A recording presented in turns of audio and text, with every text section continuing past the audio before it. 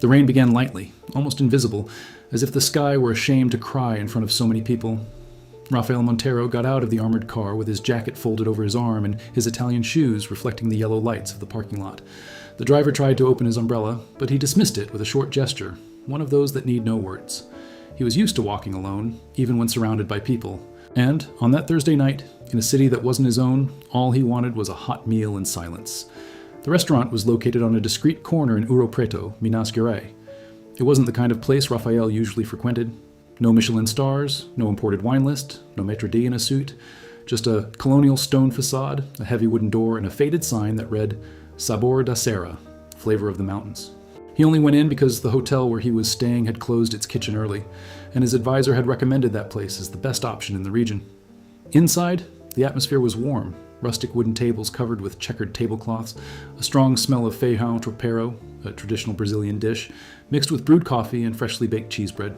There were about 15 people scattered around the room, mostly locals chatting quietly while the television showed the news in the corner. It was the kind of place that brought back childhood memories, even for those who never had one. Rafael chose the table furthest away, near the window. He sat with his back to the entrance and stared at the wet street while waiting for the menu. He checked his phone for a few seconds, saw 3 messages from his business partner, 2 from his accountant and 1 from his lawyer, none from anyone asking how he was doing. He put the phone back in his jacket pocket and took a deep breath. That's when he heard the voice. It wasn't just any voice, it was that voice. The voice he had memorized even before he knew his own name. The voice that said, "Good morning," with the smell of fresh coffee and whispered goodnight with its mouth resting on his neck. The voice that, for 5 years, had been the soundtrack to everything he knew as home. "Good evening, sir. Here's the menu. Today's special is chicken with okra and polenta. May I bring you some water while you choose?"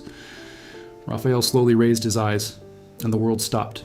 Before him, wearing an apron stained with sauce, her hair hastily tied in a bun, and her eyes weary from working since early morning, stood Clara, his ex-wife, the woman he had let go 3 years earlier, on a rainy day similar to that one.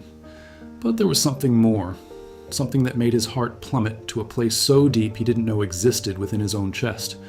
Clara was pregnant, visibly pregnant, 7, maybe 8 months, her round belly beneath her black uniform shirt, her swollen feet in flat shoes, her hands gripping the tray with a firmness that didn't match the trembling he noticed in her fingers when their eyes finally met.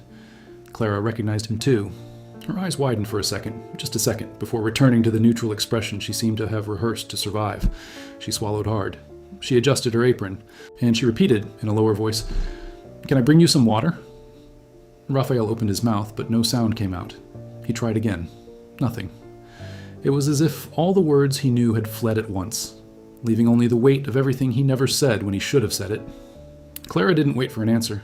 She left the menu on the table and turned, walking back to the kitchen with firm steps, but too quick for someone who isn't running away from something. He stood there, motionless, his hands spread open on the checkered tablecloth, staring at the empty space she had just occupied.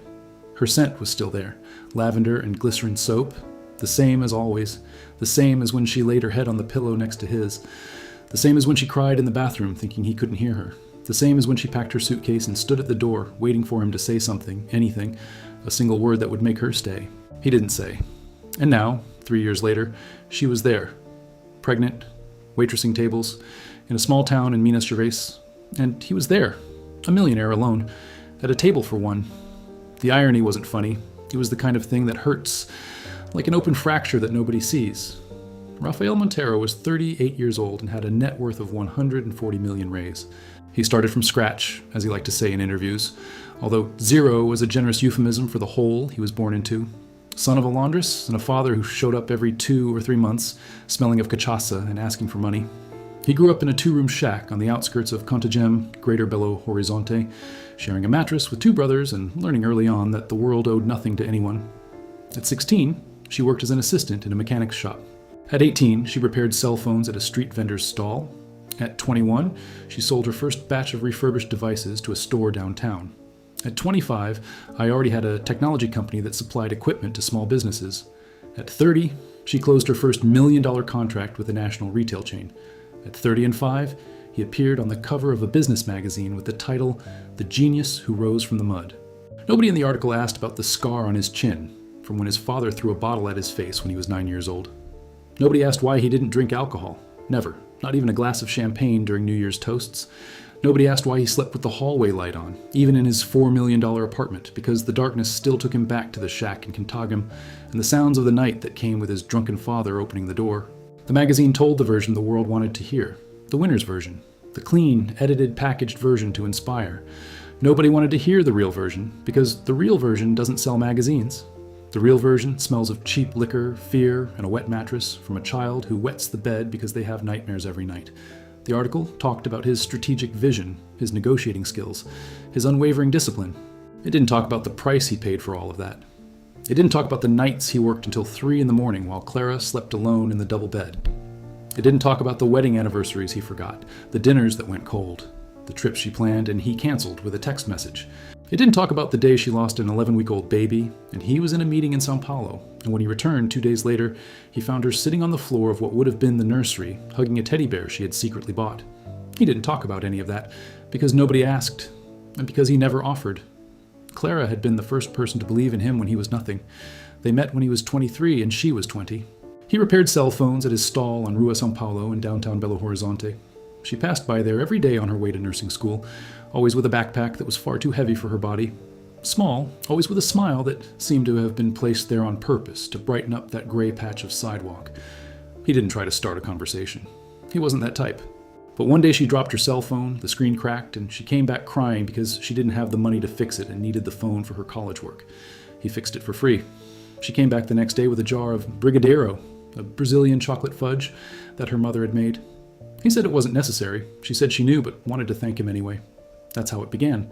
No declaration, no movie kiss, no soundtrack. It started with a cracked screen and a jar of Brigadeiro, a Brazilian chocolate fudge, and it grew slowly, as true things usually do, without haste and without guarantees. In the first few months, they met almost by chance. She would pass by the stall, he would offer her coffee from a thermos, she would accept, and they would chat while there was little traffic. Clara talked about her classes, about the patients she saw during her internship, about her fear of not being able to finish college because money was tight. Raphael talked about his plans, about the cell phones he was going to sell, about the future he saw with such clarity that it seemed he was already living it. She admired that in him, the certainty. The unwavering certainty that things would work out even when everything around them said otherwise. And he admired in her something that would take years to understand and more years to value. The ability to look at someone and see not what the person has, but what the person is. The first kiss happened under a bus stop during a summer rain, 3 months after the jar of Brigadeiro, a Brazilian chocolate fudge. She was soaked. He was too. She laughed at his hair stuck to his forehead. He looked at her big eyes, at her unasked laughter, at the rain running down her face as if the sky itself were drawing something there, and he kissed her, without warning, without asking, without planning. It was the only truly spontaneous act in Rafael Montero's life, and perhaps it was the best. Clara saw Rafael sleeping on the floor of the first small shop he rented because he didn't have money for furniture. She brought him a blanket and a pillow. Clara. She heard Rafael cry with anger when his first big client canceled the contract without notice. She didn't say anything, just sat next to him and stayed there until he stopped. Clara signed as guarantor for his first bank loan, putting her name on a debt that could have destroyed them both. She never asked for anything in return. Never. Not even when the company started to grow and he started to change. Because he changed, not all at once like a volcano, but slowly, like a rising tide, and when you realize it, the water is already up to your neck. Success entered Raphael's life like a guest who stayed. First came the new car, then the bigger apartment, then the dinners with businessmen, the events, the business trips, the tailored suits, the watches that cost more than the house where he grew up. And Clara fell behind, not because he pushed her, but because he simply stopped looking where she was. She tried to keep up. She tried to dress differently, speak differently, frequent the places he now frequented. But there was something in the looks of the other women, the women of his new world, that made her feel like she was wearing a costume that didn't belong to her. They were thin, blonde, articulate, confident. Clara was brunette, short, with hands rough from washing dishes and large eyes that still startled at the sound of thunder. She didn't belong in that world. And the worst part was that no one told her that directly. No one was cruel enough to say, "You're not one of us." The cruelty was more sophisticated. It was a condescending smile when she mispronounced a word. It was a polite pause before changing the subject when she tried to join the conversation. It was being gently ignored, as if she were a piece of decorative furniture that didn't match the room, but that no one wanted to throw away out of politeness. Clara once bought a new dress to accompany Raphael to a company event. She spent the afternoon choosing, trying things on, looking at herself in the mirror with that mixture of hope and insecurity of someone who wants to please and is afraid of not succeeding. When Raphael saw her, he said, "Beautiful, shall we go?" 2 words and a hurried invitation. At the event, she spent the entire evening by his side without him introducing her to anyone. He talked, gestured, negotiated, smiled at the right people, and she was there beside him like a shadow someone forgot to erase. When they returned home, she silently took off the dress and hung it on a hanger. She never wore it again. Gradually, he began to feel that he no longer belonged to his world either. The first time Raphael made her feel invisible was at a business dinner. One of the partners asked what she did. Before she could answer, Raphael said, "She takes care of the house." 3 words. 3 words that erased 6 years of college, internships, night shifts, and a diploma she had proudly hung on her wall. She was a nurse. She had worked in the ICU of a public hospital during its most difficult years. She had held the hands of dying people when Raphael was still sleeping on the floor of an empty store. But at the table, in front of those people, she was just someone who took care of the house. Clara didn't complain that night, nor the next, nor the many that followed. She learned to swallow. She learned to smile when it hurt. She learned to say, "It's okay," when nothing was okay. She learned to sleep hugging her own pillow because his side of the bed was almost always empty. And when she lost the baby, something inside her broke in a way that no amount of glue in the world could fix. She waited for Raphael to return from Sao Paulo. She waited for him to hug her, to cry with her, to say they would try again, that everything was all right, that she wasn't alone. But when he arrived, with the phone glued to his ear and his suitcase still in his hand, he looked at her and said, "Sorry, love, I have to take care of some things at the office, and I'll be right back." He didn't come back that night. Clara packed her suitcase the next day. She put everything that was hers, which wasn't much, into 2 suitcases and a cardboard box. She waited at the door. She waited for him to notice. She waited for him to put down the phone, put down the spreadsheet, put down the damned contract he was reviewing, and look at her. Really look, like he looked when he had nothing but her. He looked. He saw the suitcases. He saw the box. He saw the red eyes. And he said, "Clara, what is this?" "I'm leaving, Raphael." "Going away to where?" "Although." He remained silent for a few seconds. Then he sighed, like someone hearing unwelcome news in the middle of a busy day. "Look, if it's because of the trip, I already explained. It was an important meeting. I couldn't just... It's not about the trip. So what is it for?" She looked him in the eyes. And in that look there was everything. All the accumulated pain, all the wasted love, all the loneliness shared with an empty pillow. There was the jar of chocolate fudge, the cracked screen, the mattress on the floor, the loan guarantee, the blankets she took, the nights she stayed. There was everything she gave and everything he didn't see. "It's because I no longer exist for you, Raphael, and I need to exist somewhere." He didn't answer, not because I didn't know what to say, but because I knew she was right. And knowing that someone is right to leave is worse than any fight, because there's no argument that can bring back someone who has already decided they deserve more than the nothing they're getting. Clara left. The door closed, and Raphael went back to the spreadsheet. In the following months, he waited to feel the loss. He waited for the pain to arrive like a tsunami, as described in movies and songs. But no tsunami came. What came was emptiness. A discreet, silent emptiness that settled in the corners of the apartment like dust. The emptiness was in the extra cup in the cupboard, in the toothbrush that was no longer there, in the left side of the bed that no one occupied anymore, in the silence of Sunday mornings that once smelled of coffee with milk and the sound of her humming in the kitchen. He filled the void with work. More contracts, more meetings, more trips, more money. He went out with other women, beautiful, sophisticated women who knew the price of his watch and smiled accordingly. None of them brought him a blanket when he needed one. None of them made brigadeiro, a Brazilian chocolate fudge. None of them stayed. He signed the divorce papers by proxy. His lawyer took care of everything. Clara didn't ask for anything. Not a single cent. No share of the assets. No alimony. She signed the papers and disappeared like smoke, as if she had never existed. And now, 3 years later, she existed again. There, in that restaurant. Pregnant. With swollen feet and a stained apron, but her dignity intact. Raphael sat at the table for 20 minutes without ordering anything. When another waitress approached, a young girl with a ponytail and braces, he ordered water and the chicken with okra. He ate without tasting anything. He chewed as if he were chewing concrete. He drank the water as if he were drinking ground glass. His eyes never stopped searching. Clara was walking through the living room, but she had disappeared into the kitchen and never returned. When he asked for the bill, the girl with the ponytail brought the folded paper inside a small porcelain plate. He paid with a $100 bill and told her to keep the change. The girl thanked him, surprised. He stood up, put on his jacket, and walked to the door. He stopped. He looked back. The kitchen was there, behind a swinging door, and he knew Clara was on the other side. He left. In the car, with the driver driving silently down the dark road back to the hotel, Raphael rested his head against the window and closed his eyes. The rain beat against the car roof with a rhythm that seemed like a heartbeat. And for the first time in 3 years, he felt everything.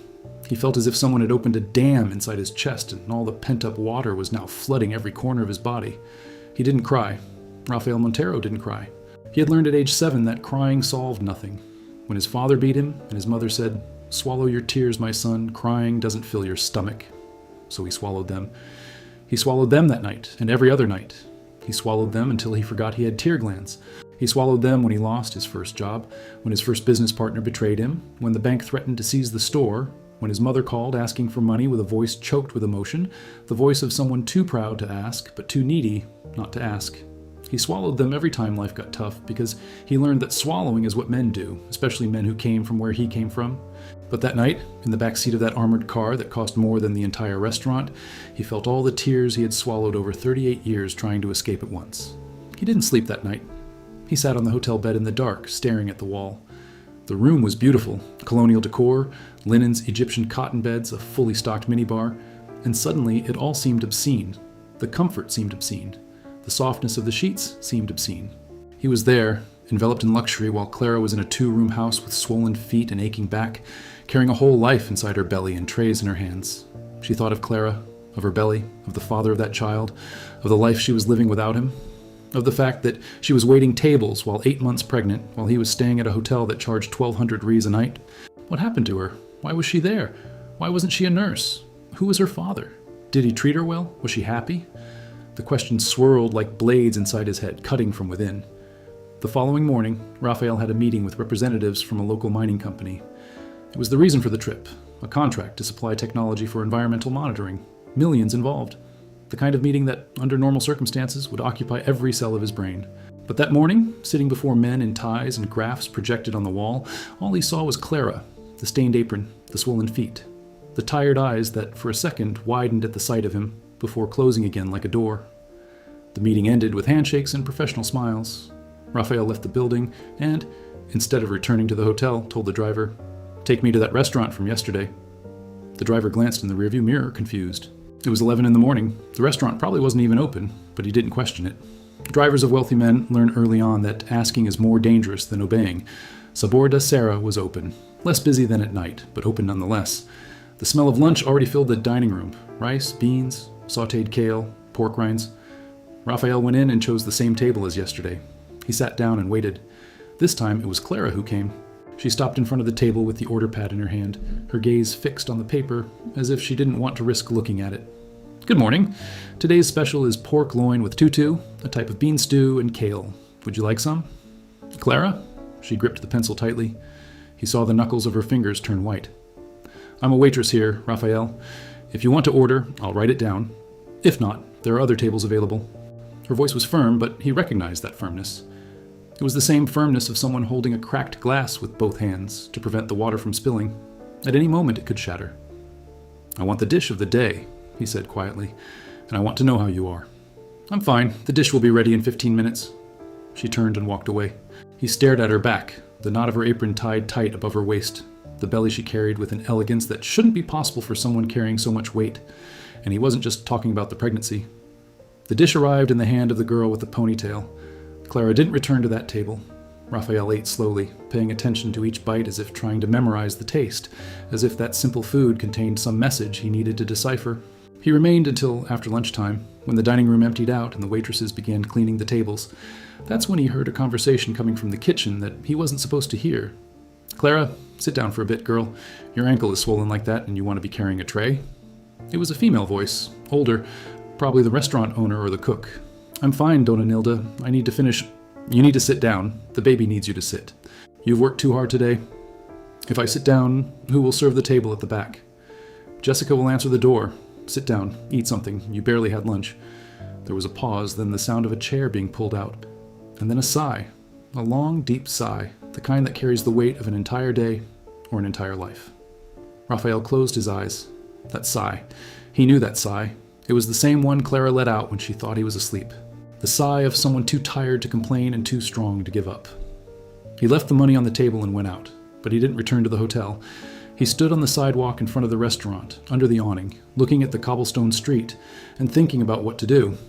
Because for the first time, for many years, Rafael Montero had no plan. He had no strategy. He didn't have a spreadsheet. He only had a dull ache in the center of his chest and the absolute certainty that he couldn't leave that city without understanding. He spent the afternoon wandering the streets of Ouro Preto like a lost tourist. He entered Baroque churches without looking at the altars. He sat in squares without seeing the people. He bought a coffee he didn't drink, all the while thinking. All the while returning to the same place, Clara. He could simply call the lawyer, find out where she lived, send a check. That's what old Rafael would do. Solve it with money. Solve it without needing to feel. Solve it without needing to look into her eyes and see everything he had destroyed. But something that morning, something in the way she held the pencil, in the way she said, "Here I'm a waitress," in the way she carried her belly with the dignity of a queen in a cotton dress, something there prevented him from being old Rafael. In the late afternoon, as the sun began to set behind the mountains and the city took on that golden hue that only historic cities possess, Rafael returned to the restaurant. This time he didn't go inside. He stayed across the street, leaning against a church wall, waiting. He didn't know what he was waiting for. Perhaps he was waiting for her to come out so he could talk to her outside, without the uniform, without the tray, without the hierarchy of customer and waitress that placed them on opposite sides of a table. Clara left at 7:30. She had changed out of her uniform and into gray sweatpants and a loose knit top. She carried a fabric bag on her shoulder and walked slowly, her hand resting on her lower abdomen, as if helping her body carry the weight. Her face was tired, but there was something there, a strange, almost luminous serenity that he didn't remember seeing when they were together. She turned left onto a narrow, hilly street. Rafael followed her at a distance, feeling ridiculous, feeling wrong, feeling like someone who has no right to be there but can't be anywhere else. Clara walked for about 10 minutes until she stopped in front of a small house with a peeling blue facade, a small fern in the window, and a clothesline in the yard. He opened the gate with a key, went inside, and he turned on the living room light. Through the window, Rafael saw that it was a simple room. A sofa, a small table, a small television. On the wall, a picture that he couldn't quite make out, and in a corner, a rocking chair next to a wooden crib. The crib was already there, waiting, and that, for some reason, was more than he could bear. Rafael returned to the hotel that night with a decision that wasn't really a decision. It was more of a necessity. He needed to talk to Clara, not as the millionaire ex-husband, not as someone who came to offer money or ask for forgiveness, but as the man who once fixed a cell phone for free and received a jar of Brigadeiro in return. The next day, he canceled his return flight to Belo Horizonte. He called the office and said he would stay a few more days sorting out contract details. No one questioned him. No one ever questioned Rafael Montero. He returned to Sabor da Serra at lunchtime. He sat at the same table. Clara saw him, and this time there was no widening of her eyes, just a slight clenching of her jaw, as if preparing for a blow. "Today's special is free-range chicken with pecky rice," she said, without looking at him. "Clara, please, give me 5 minutes. I am working." "I know, and I respect that. But I need—" "You don't need anything, Rafael." Now she looked at him, and her eyes were like two locked doors. "You never needed anything, especially not me." The sentence hit him like a nail, not because of the tone, which was calm, almost clinical, but because of the truth it carried. Because she was right. He had lived the last few years as if he needed nothing and no one. And here he was, needing 5 minutes of attention from the woman he had ignored for years. The irony was unbearable. "You're right," he said. "I never needed to, or at least I thought I didn't. But I'm here, Clara, and I can't leave."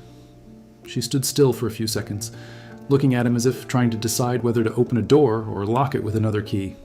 Then she said, in a tone that was neither invitation nor rejection, simply a statement, "My break is at 2. There's a bench in the church square, 2 blocks from here. If you want to wait, that's your problem." And then it turned around. Rafael waited. At 2 o'clock sharp, he was sitting on a park bench next to a woman feeding pigeons and a stray dog sleeping under a tree. The sun was strong, but the shadow of the church covered half the square, creating an irregular pattern on the stone pavement. Clara appeared at 2:12. She sat at the other end of the bench, almost a meter away from them, as if that space were a border that neither of them was allowed to cross. They were silent for almost a minute. She spoke first. "What do you want, Rafael?" "I want to understand." "Understand what?" "How did you end up here? What happened? Who—" He stopped. He didn't know how to ask about the pregnancy without sounding like someone who was intruding on a life that was no longer his. "Who's the father?" she finished with a half smile that held no humor whatsoever. "Is that what you want to know?" That's not it. I mean, I want to know how you are. Well, I'm 8 months pregnant. I work 10 hours a day waiting tables, and I live in a rented 2-room house. That's how I am. She said this without self-pity, without anger, without drama. She said it like someone listing items at a market. Now, if your real question is whether I'm happy, the answer is more so than when I lived with you. That hurt. It hurt like the truth always hurts. Clara, let me speak, Raphael, because you asked, and I'm going to answer. But I'll only answer once, so pay attention. She adjusted her body on the bench, settling her belly, and looked ahead at the pigeons pecking at the ground. When I left home, I had nothing. Nothing. I didn't want a single penny from you because I didn't want anything to tie me to you. I went back to my mother's house in Batim. I stayed there for 3 months, trying to pick up the pieces. My mother looked at me with that "I told you so" look, which didn't help much, but at least I had a roof over my head. She paused. Raphael didn't move. I tried to return to nursing, but my registration had expired during the years I was away, and to renew it, I needed a refresher course, which cost money I didn't have. I worked as an elderly caregiver for a while, then as a cleaning assistant in a hospital, then as a clerk in a bakery, each job worse than the last. Not because I was less capable, but because when you leave the workforce to be someone's wife, the world treats you as if you've chosen to be nobody. Her voice was firm, but her hands clutched the bag in her lap as if searching for something to hold on to. I came to Ouro Preto because a friend of my mother's knew Dona Nilda, who needed a waitress. It wasn't what I wanted, but it was what was available, and Dona Nilda is a good woman. She gave me work, she gave me respect, she gave me a place to be someone again. Here, nobody knows I was married to a millionaire. Nobody looks at me with pity. Nobody looks at me thinking I'm the ex-wife who couldn't hold on to her rich husband. Here, I'm just Clara. Clara, who waits tables, who smiles at customers, who carries trays. And that, Raphael, that's more than I was in your house. He swallowed hard. The lady with the pigeons had gone. The dog was still sleeping. And the baby? He asked in a whisper. Clara looked at her own belly, and for the first time since he had seen her again, something in her eyes changed. It softened. As if, when she looked at her belly, she was looking at the only thing in the world that made complete sense. The father is a man I met here, Mateus. He's a history teacher at the municipal school. We met at the market, if you can believe it. I was buying bananas and he dropped a bag of tomatoes on my foot. A smile. A genuine, small smile that lit up her tired face for a moment. Mateus doesn't have money. He doesn't have an imported car. He doesn't have a Swiss watch, but he's there every day. He asks how I am. He cooks for me when I come home tired. He assembled the crib with his own hands. He cries when he feels the baby kick. He's there, Raphael. He's simply there. Each word was a brick, and Raphael felt each one fall on his chest, building something he didn't know if it was a house or a prison. We're not together, Clara continued. I mean, not officially. He wants to. I know he wants to. But I'm still scared. I'm scared of needing someone again and that someone disappearing. I'm scared of believing and being forgotten again. So we're taking it slow. He understands. He's waiting. He doesn't pressure me. He just stays there. She turned and looked Raphael in the eyes.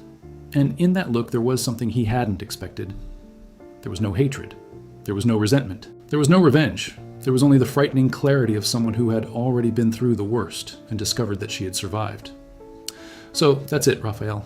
This is my life. It's not the life I imagined. It's not the life I wanted when I married you at 22, thinking that love was enough. But it's a real life. It's mine. And for the first time in a long time, I wake up in the morning and know who I am.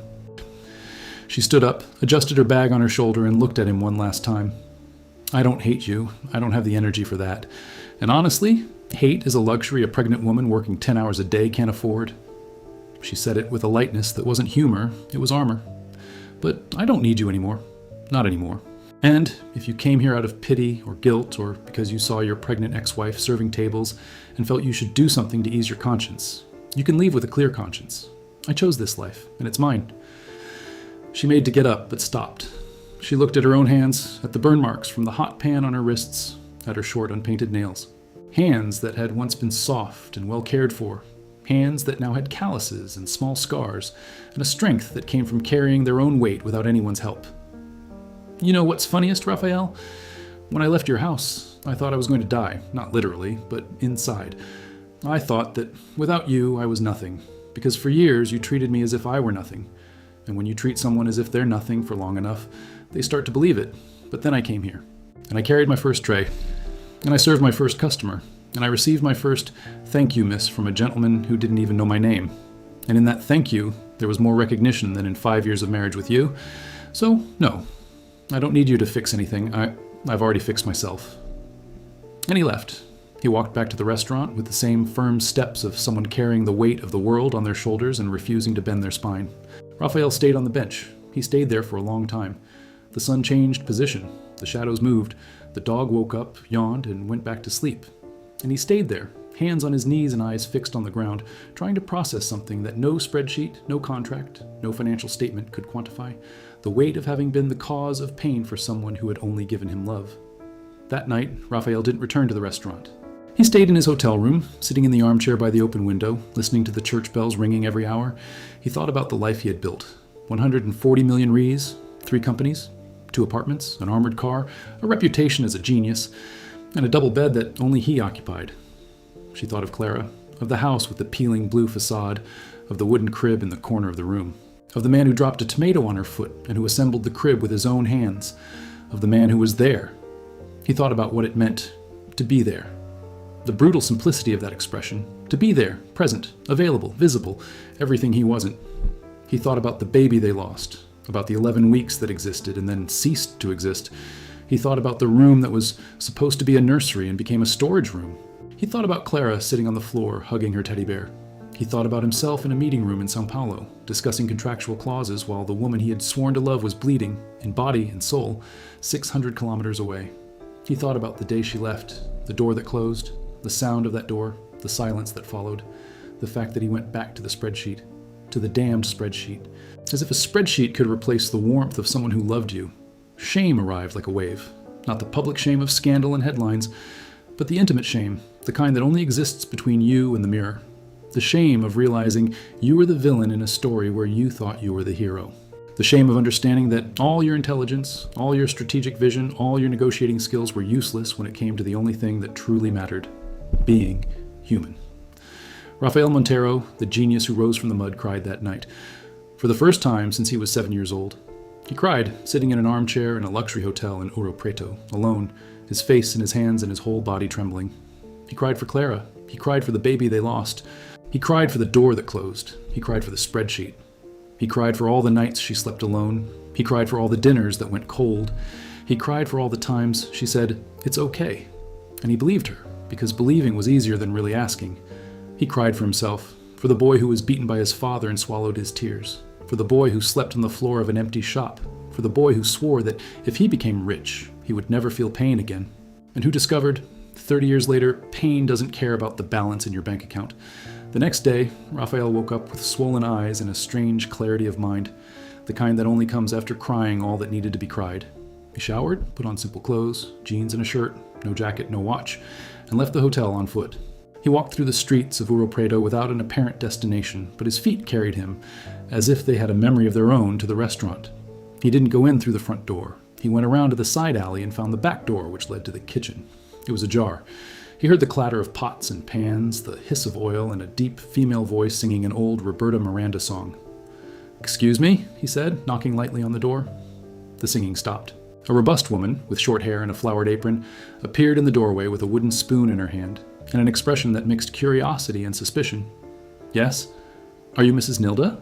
"I am. And you?" "My name is Raphael. I was married to Clara." Dona Nilda's face changed. Distrust gave way to something that seemed like recognition, not of him, but of his story, as if she already knew who he was before he introduced himself. "Ah," was all she said. Then, "Come in, but take off your shoes, I just washed the floor." He came in. The kitchen was small, hot, steamy, and smelled of food. I had huge pots on the stove, spice racks on the wall, a table in the corner with a plastic tablecloth where someone had left a half-empty mug of coffee. "Clara isn't here yet," Dona Nilda said, stirring a pot again. "She comes in at 11. "I know. Actually, I came to talk to you." Dona Nilda turned and looked at him. She was a woman of about 60 years old, with small, lively eyes, the kind that suggest she's seen a lot and is no longer impressed by anything. "What is there to say?" "I want to know how she is, really." Dona Nilda let out a sigh that was almost a laugh. "She told you she's okay, right?" "Yeah, she tells everyone that. But I see that girl arrive here every day with her feet destroyed and her back aching, and the smile of someone holding up the world with both hands so it doesn't fall. She works harder than any waitress I've ever had. Never complained? Never asked for time off, never arrived late. Even when she was feeling unwell in the first months of her pregnancy, she came. I sent her home, and she came back the next day as if nothing had happened. Donna Nilda placed the wooden spoon on the edge of the pan and turned to Raphael. I don't know what happened between you two. She never told me much. I only know that she arrived here like a little bird with a broken wing, and she slowly rebuilt herself, day by day, table by table, dish by dish. This girl has a strength that most people don't possess. That I know doesn't have one, and if you came here to mess with her again, I'm warning you that you'll have to get past me first. Donna Nilda's voice wasn't threatening. It was protective. It was the voice of someone who adopted Clara without formality, without paperwork, without obligation. She adopted her because she wanted to, because she saw, because she stayed. I didn't come here to mess with her, Donna Nilda. I came because I need to fix something. I don't know what yet. I don't know how, but I need to. Fix what? You separated? She moved on with her life. She's having a child. She's doing well. What is there to fix? Me? I have something to correct. Donna Nilda was silent for a few seconds. Then she pulled up a chair and pointed to another. Sit down. He sat down. She sat across from him. And for half an hour, there in that hot and noisy kitchen, Raphael told the story he had never told anyone. He talked about his father, about his mother, about the shop floor, about the cracked screen in the Brigadero, about the years of construction and the years of destruction, about the dinner where he said, she takes care of the house, about the baby, about Sao Paulo, about the spreadsheet, about the door, about the divorce by proxy, about the 3 years of emptiness filled with money and women who didn't make Brigadero. Donna Nilda listened to everything without interrupting. When he finished, she stood up, took the half-empty coffee mug, filled it with fresh coffee from the pot, and placed it in front of him. Grandma? He drank it. The coffee was strong, bitter, and too hot. Perfect. Young man, Donna Nilda said, sitting down again. I'm going to tell you something, and you're going to listen, because I'm old enough to be your mother and experienced enough to be your grandmother. You can't fix what's broken. There's no fixing lost time. There's no fixing the pain you caused that girl.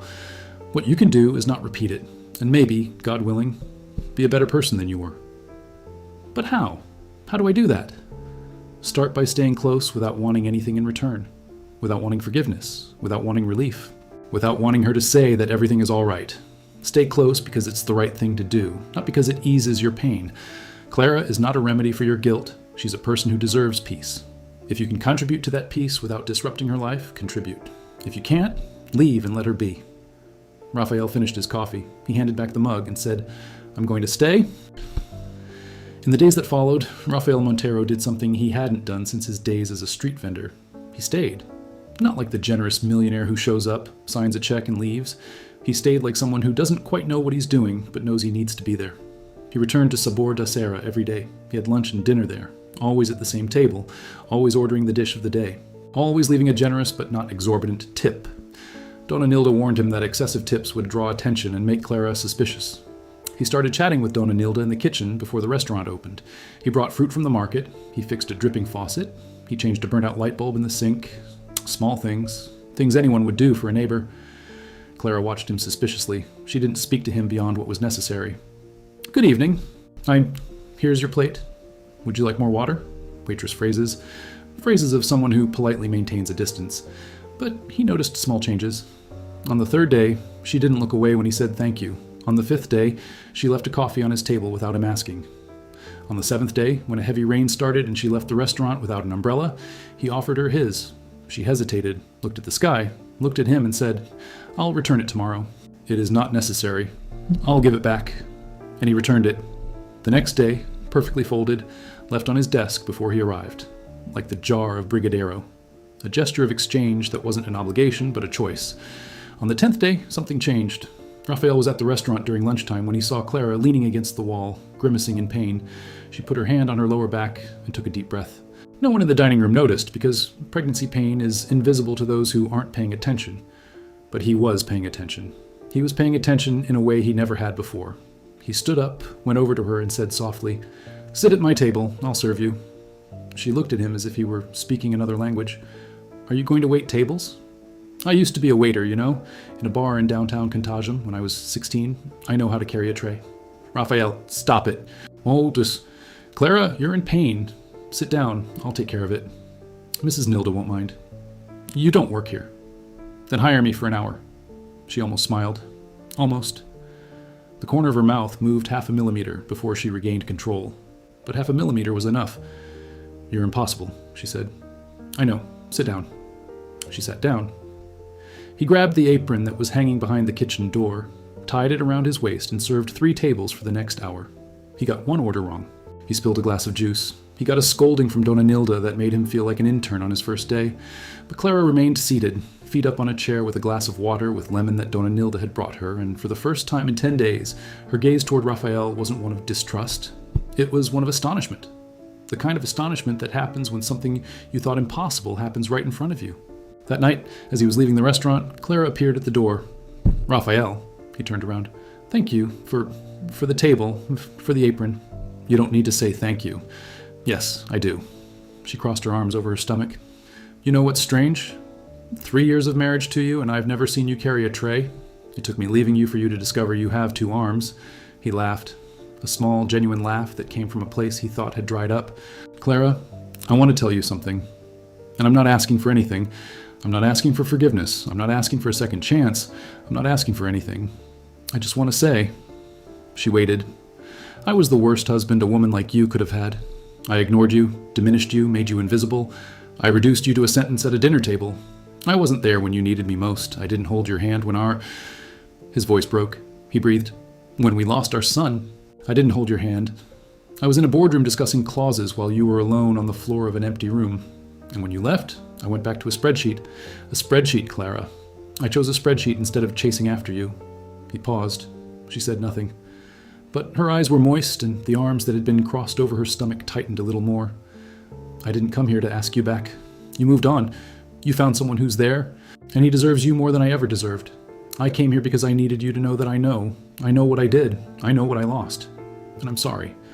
Not the I'm sorry that solves everything, but the I'm sorry of someone who finally understood the extent of the damage they caused." Clara stood in the doorway for a long time. The light from the restaurant behind her cast a golden outline around her body, like a frame. The rain had stopped, but the sidewalk still glistened wet. "I waited 3 years for this," she whispered. 3 years.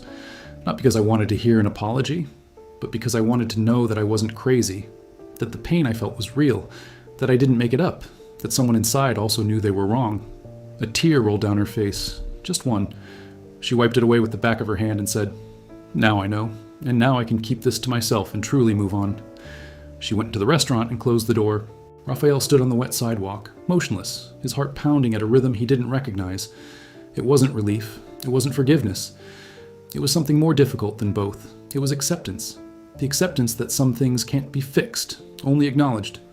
The acceptance that the greatest act of love he could offer Clara now wasn't to return to her life, but to let her go in peace, knowing that her pain had been seen. In the following days, something changed between them. They didn't become friends. The wound was too deep for that. But the wall between them thinned. Clara began to accept his presence in the restaurant without tension. Sometimes they exchanged words that weren't about the menu. Once he asked if she had gone to the obstetrician, and she said yes, that the girl would be called Louisa. He said it was a pretty name. She said, "I know," and went to attend to another table, but he saw the corner of her mouth lift again. One night, 2 weeks after their reunion, Raphael was at the restaurant when a man entered. Tall, thin, with round glasses and messy hair, carrying a grocery bag in one hand and a book in the other. He went straight to the kitchen like someone who knew the place. On the way.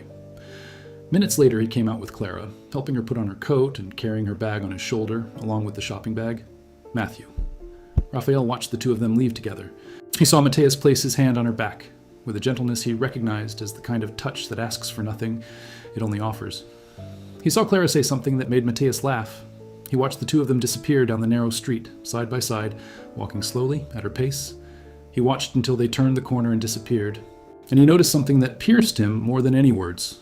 Mateus was carrying her bag on his shoulder as if it were the most natural thing in the world. Without hesitation, without embarrassment, without anyone asking. He simply picked up the bag and put it on his shoulder as they walked, a gesture so small that most people wouldn't notice. But Raphael noticed. He noticed because he remembered that in 5 years of marriage, he had never carried Clara's bag. He had never thought about carrying it. He had never realized that there was a bag to carry. It was always like this, he realized now. Great loves aren't proven by grand gestures, public declarations, or expensive gifts.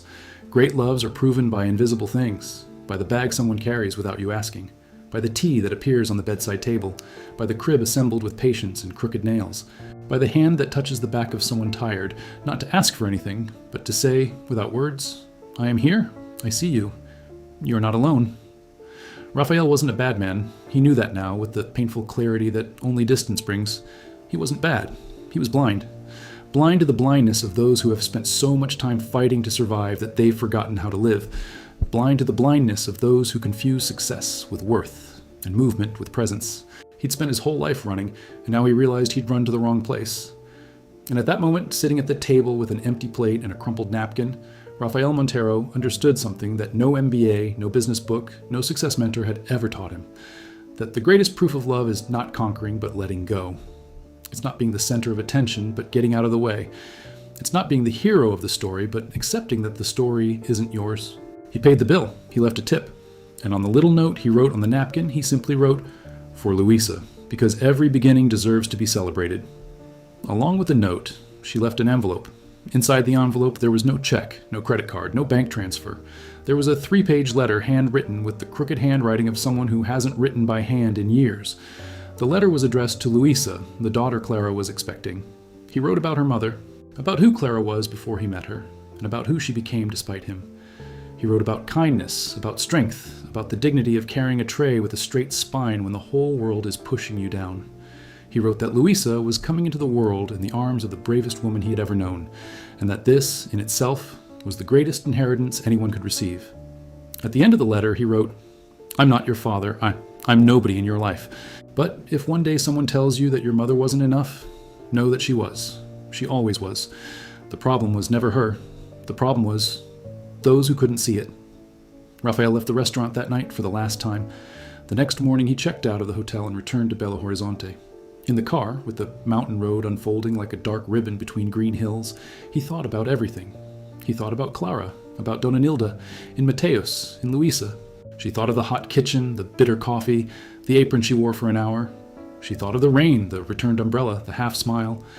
And he thought about what to do with what remained of his own life.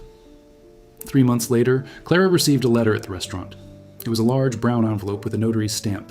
Inside, she found an official document. Raphael had created an educational fund in the name of Luisa Campos, using Clara's last name, not his own. The fund guaranteed complete education from elementary school to university, without conditions, without any requirements, and without the need to contact him. Along with the document, a short note. "This isn't to ease my guilt. It's because every child deserves to have doors open to them. Take good care of her, I know you will." Clara held the paper for a long time. Dona Nilda, who was standing next to her, asked what it was. Clara said, "It's someone trying to be who they should have been." She didn't cry. She folded the document, put it in the envelope, and placed it at the bottom of her bag. Then she tied her apron, adjusted her belly, and went to serve table 6, which was ordering the dish of the day. Luisa was born on a Tuesday in April at 4:19 in the morning in a public hospital in Ouro Preto, with Mateus holding Clara's hand and Dona Nilda praying in the hallway. She weighed 3 kilos and 200 grams, had her mother's big eyes and the restless hands of someone who came into the world eager to touch things. The labor lasted 6 hours. Clara didn't scream once, even though the pain was greater than anything she had ever felt, and she had felt a lot. Mateus stayed by her side the whole time, holding her hand, wiping the sweat from her forehead with a wet towel, saying, I'm here, like a mantra, that he didn't know if it calmed her more or himself. When the doctor said, "Push, Clara," she pushed with a force that seemed to come not just from her body, but from somewhere older, deeper, as if all the women in her history were pushing along.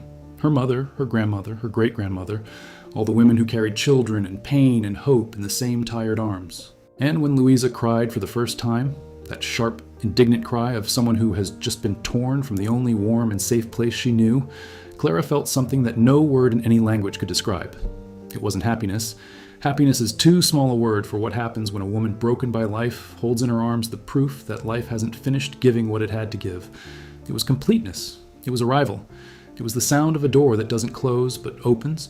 Clara held it to her chest and felt, for the first time in years, that the hole inside her, that hole dug by every lonely night, every cold dinner, every empty pillow, every closed door, was finally beginning to close. Not because of a man, not because of money, but because of that warm, noisy little creature that clung to her body as if to say, I'm here, I chose you, I'll stay. Mateus cut the cord. He cried more than Clara. Dona Nilda entered the room with a pot of chicken soup she had brought from home and said, "Eat, girl, you need strength." And Clara ate, and she slept. And when she woke up, Louisa was there, sleeping in the transparent crib next to the bed, with her little fingers closed as if holding something invisible and precious. In Belo Horizonte, Raphael learned of the birth through Dona Nilda, with whom he maintained sporadic contact by telephone. She called, said that the baby girl was healthy, that Clara was doing well, and that she was grateful for the fruit he had sent the previous week. He hung up the phone and stood in his office, looking out the window at the mirrored buildings of Savassi. He felt something he couldn't name. It wasn't joy, because the child wasn't his. It wasn't sadness, because the child belonged to Clara. And Clara deserved that joy. It was something in between, something like gratitude mixed with loss. Gratitude for knowing that Clara was well. Loss for knowing that he would never be a part of that well-being, and everything was all right. For the first time, everything was all right. In the months that followed, Raphael began to change. Not dramatically, not overnight, not like in movies where the protagonist wakes up transformed after a revelation. He changed slowly. Like someone who starts renovating an old house. First he fixes a door, then a window, then paints a wall. And one day he looks around and realizes it's a different place. He reduced his working hours. He delegated more. He hired an executive director for the main company and distanced himself from day-to-day operations. He started therapy, something he would have considered a sign of weakness 3 years earlier. In the first session, when the therapist asked what had brought him there, he said, "I let the best person in my life go because I thought a spreadsheet was more important. And I needed to see her pregnant, waiting tables at a roadside diner to understand that I was wrong." The therapist didn't say anything for a moment. Then she said, "Let's start from there." And so it began. Session after session, week after week, Raphael dismantled the walls he had built within himself since childhood. Walls of emotional concrete that protected him from his father, from poverty, from shame, but that also protected him from everything that was good, from vulnerability, from intimacy, from the ability to be present. He discovered that the boy who swallowed his tears at age 7 never stopped swallowing them. He swallowed so much that he forgot what it was to feel. And when Clara gave him love, he didn't know what to do with it, like someone who receives a wrapped gift and doesn't know how to open it. The therapist once told him, "You didn't fail because you were evil. You failed because you were terrified. You built an empire to prove you weren't that boy on the ground anymore. But the boy never left the ground, and as long as he's there, you'll keep building empires to escape him." Raphael cried during that session. Not the explosive crying of the night at the hotel in Ouro Preto, a slow, silent cry, like someone melting a glacier that took 30 years to form. The therapist allowed it. She didn't tell him to stop. She didn't offer tissue. She just stayed there, present, like Clara had done so many times, like Mateus was doing now, like Dona Nilda did every day in the kitchen. She just stayed there. He visited his mother again in Cantagum. I haven't been there in years. The last time was at Christmas, and even then he only stayed for 2 hours with his cell phone in his hand the whole time, answering emails between bites of turkey. His mother didn't complain. She never complained. Dona Marlene was the type who swallowed her pain in silence, just like her son, just like all the women in the family, as if pain were an inheritance passed from mother to son, along with the color of their eyes and the shape of their faces.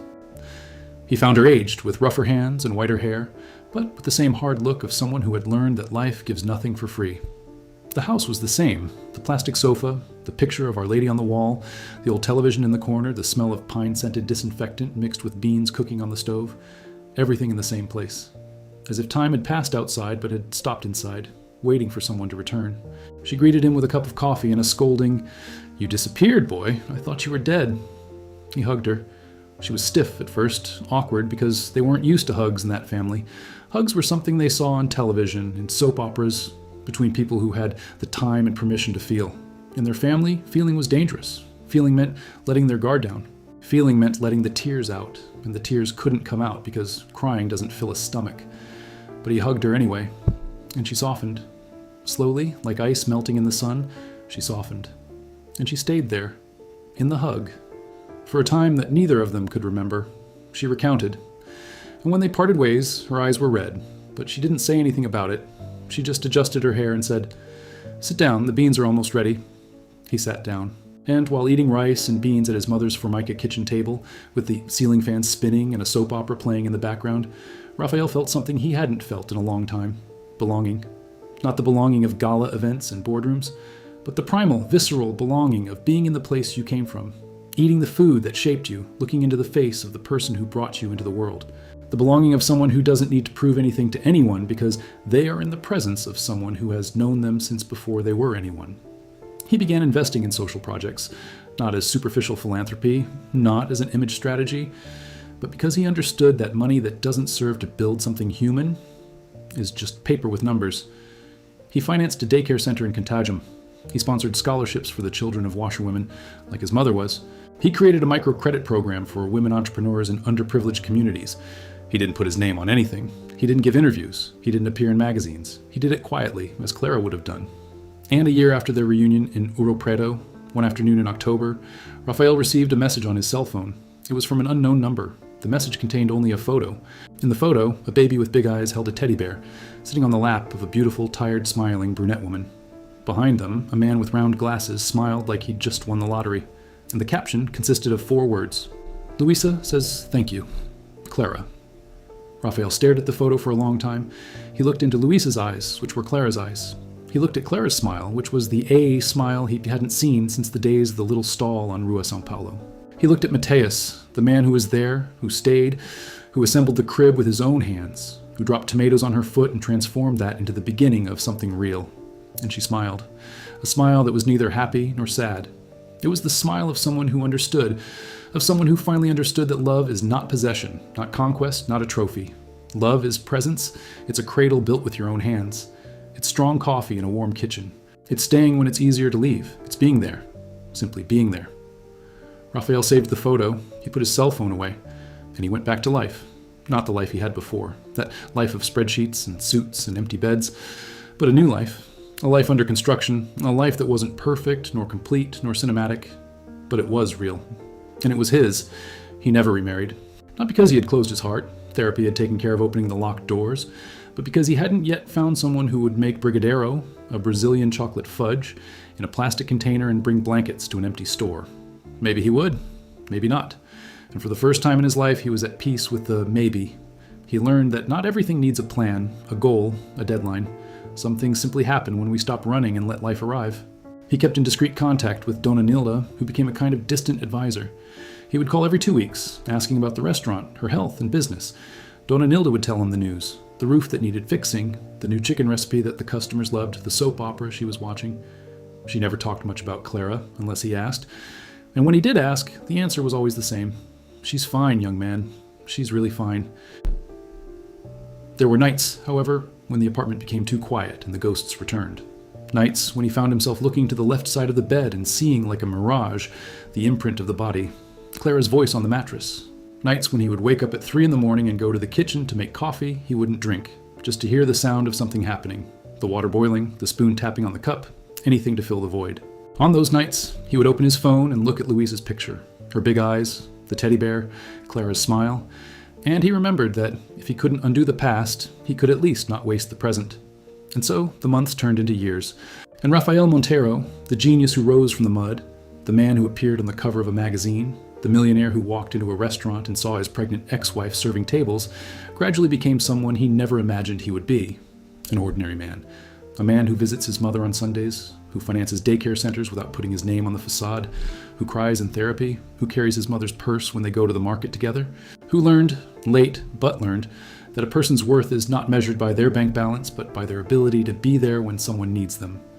And in Ouro Preto, in a house with a peeling blue facade, a small fern in the window and a clothesline in the yard, Clara put Luisa to sleep in the wooden crib, covered her with a blanket that Dona Nilda had knitted, and stood there, watching her daughter breathe. Matias appeared in the doorway of the room with a cup of tea in his hand and that quiet smile of his and said, "Come to bed. Tomorrow is early." She looked at him, at the tea, at the smile, at the brutal simplicity of that moment, a man offering tea, a bed, and his presence. No armored car, no Swiss watch, no 140 million race, just him, there, as always. "I'm coming," she said, "just one more minute." And he stayed there, watching Luisa sleep, listening to her breathing, small and steady like a tiny clock marking the time of everything that was yet to come. And he felt, deep in his chest, in that place that pain had carved out and life had filled again, something that wasn't happiness. In the brilliant sense of the word, it was something deeper, more silent, more true. It was peaceful. The peace of someone who crossed the desert and found water. The peace of someone who lost everything and discovered that everything wasn't everything, and that a little, when it's true, is more than enough. The peace of someone who was invisible and learned to see themselves. the peace of someone who carried trays and bellies and loneliness and fear, and yet still did not bend their spine. Clara turned off the light. She left the door ajar. She went to the room where Matthias had already placed the tea on the bedside table and was lying with a book on his chest, half asleep, half waiting. She lay down beside him. He stretched out his arm and she rested her head on his shoulder, as she did every night, and closed her eyes. Outside, Ouro Preto slept under the stars. The Baroque churches were dark silhouettes against the sky. The green hills seemed like watchtowers. And somewhere between the mountains and the cobblestone streets, between Dona Nilda's pots and Matthias's books, between the wooden cradle and the fern in the window, life continued doing what it always did, hurting, healing, breaking, rebuilding. And Clara slept. She slept like she hadn't slept in years. She slept like someone who had finally found the place where she should always have been. Not in a palace, not in a penthouse apartment, not in the arms of a man who knew the price of everything and the value of nothing. She slept in a simple house, in an old city, next to a simple man who would never be on a magazine cover, but who was there, who stayed, who would always stay. And that, in the end, was all. That was all.